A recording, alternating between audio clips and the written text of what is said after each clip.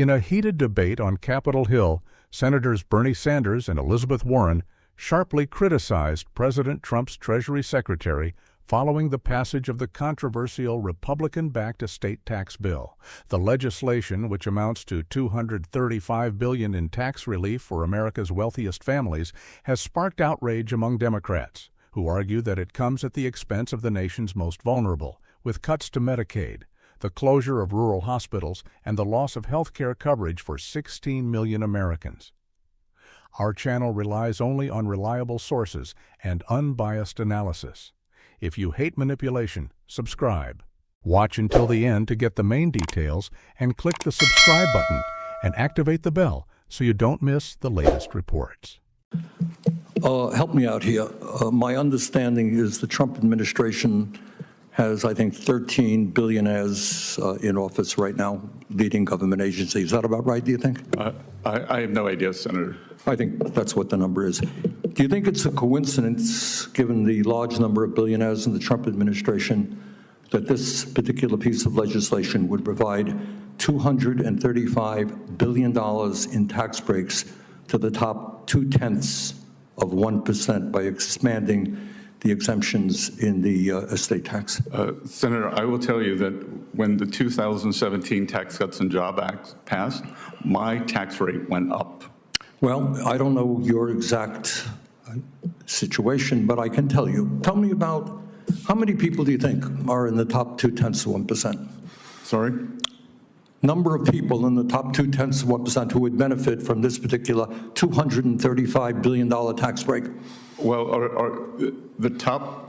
I know the top 10% is right. now paying 7%. That's not the question. The total tax. My question is, why do you think at a time of unprecedented income and wealth inequality, when people like yourself economically have never, ever had it so good, why do you think it's a good idea to cut Medicaid for low-income and working-class people by $700 billion to give $235 billion in tax breaks to the very, very, very richest people in this country, perhaps a few hundred families?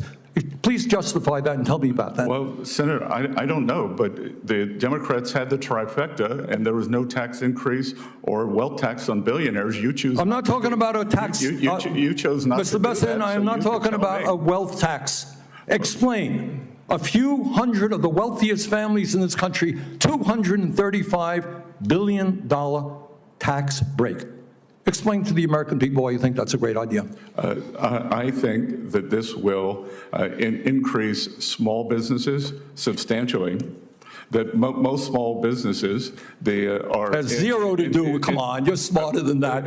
This is the top 0.2%. This is not a mom and pop store. These are multi-billionaires, and the savings go to their kids after they pass away. This is nothing more than a gift to billionaires in this country. Well, sir, that's just not correct, because the top 10% paid a bigger share of taxes after TCJA. I'm talking about one provision in this. I don't want to argue with you about taxes in general. One provision, few hundred families, $235 billion in tax breaks. You can't justify that because morally it is totally unjustifiable. Let me ask you another question. If you guys want to cut $1 trillion in Medicaid and the Affordable Care Act, the estimate from CBO, I believe, is that over 15 million people lose their health insurance. Yale University and the University of Pennsylvania estimated that when you throw that many low-income and working-class people off of health care, some 50,000 people a year will die. Tell me why you think it's a good idea to give tax breaks to billionaires and allow 50,000 low-income and working-class people to die unnecessarily? Senator, first of all, that's overstated by 5.1 million. That is not attributed to this bill. It is simply... It's a combination. That's true. No. You all had a scheduled expiration of Obamacare subsidies, and you did not extend that when you were in charge. 5.1 million. 1.4 million illegal aliens on Medicaid. All right, and there are work requirements. And our goal is to get more money to children and mothers. Really? Your goal is to get more money to children, and working people. Really, come on. Do you know how many people, and I was surprised to hear this, I don't know if you know it or not, how many people lose their jobs every year, quit, or get fired or whatever? Do you have any idea? Well, there's something called the quits rate, and so when the job market is strong, I understand. more people quit. But yeah, I was surprised that I just researched this. I don't know. Do you happen to know? I don't know the number. I was surprised. I mean, would it be shocking to you? It was to me.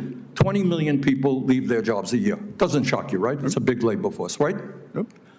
So somebody leaves the job. Maybe they move. Maybe something happens in their lives, right? We have a lot of transition in the labor market, correct? Maybe they get a better job. Right, exactly. Maybe they do. Or maybe they have to stay home, their wife gets sick, whatever, we don't know.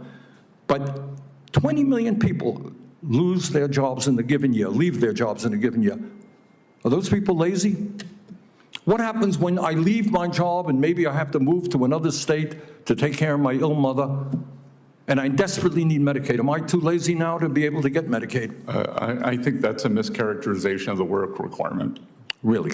Well, I'm not quite so sure it is.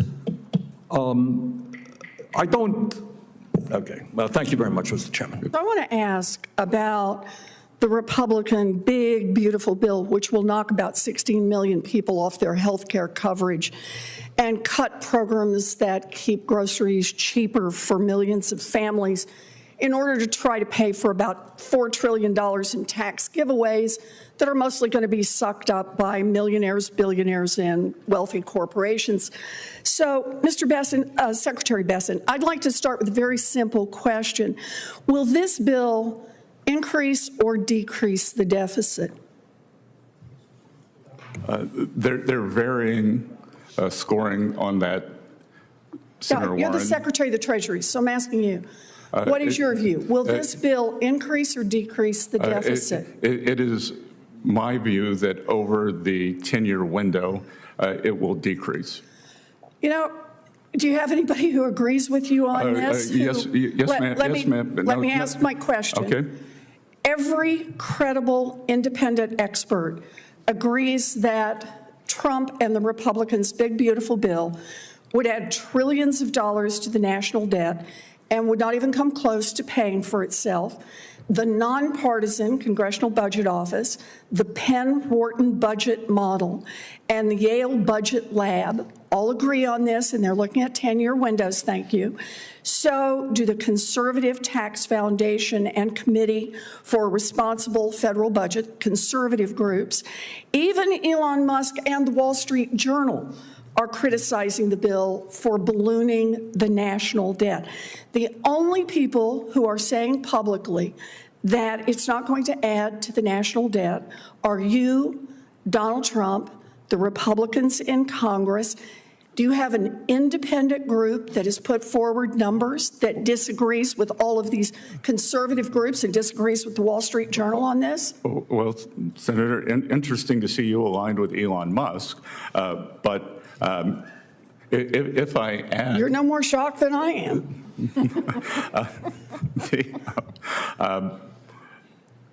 If we want to take the full congressional budget scoring, they predict, and I don't agree with their methodology, they predict a $2.4 trillion deficit. But okay, so the answer to the question is yes. No, but may I finish? They include that, but they've also scored $2.8 trillion in tariff income.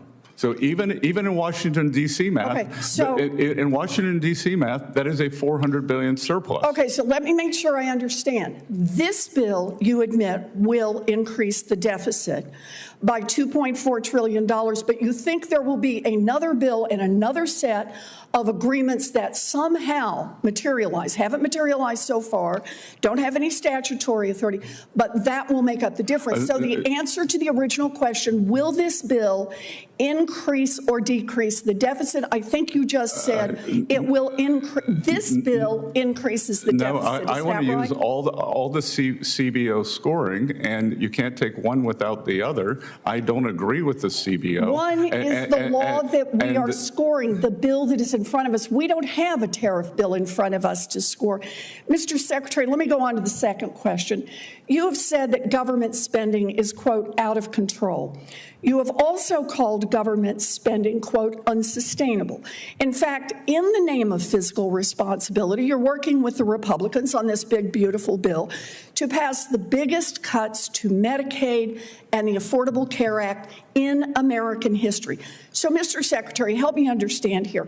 Why is the national debt so very important that you're trying to kick 16 million people off their health insurance, but increasing the national debt doesn't seem to matter if you're cutting taxes for billionaires and billionaire corporations?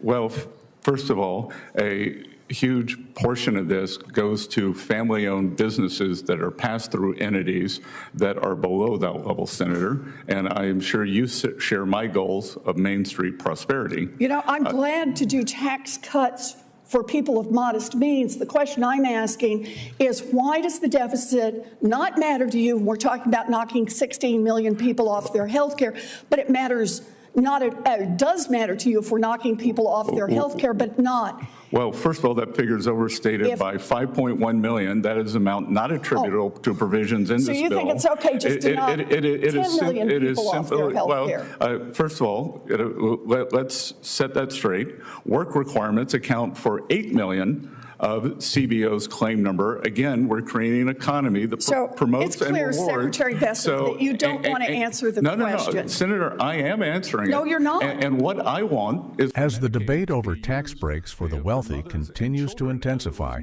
millions of Americans face growing uncertainty about their access to basic health care. The decisions made in Washington have real-life consequences, and they're being felt in communities across the country. What do you think about these changes? We want to hear from you. Share your thoughts in the comments, and don't forget to like, subscribe, and turn on notifications to stay updated with the latest developments. Your voice matters. Stay informed.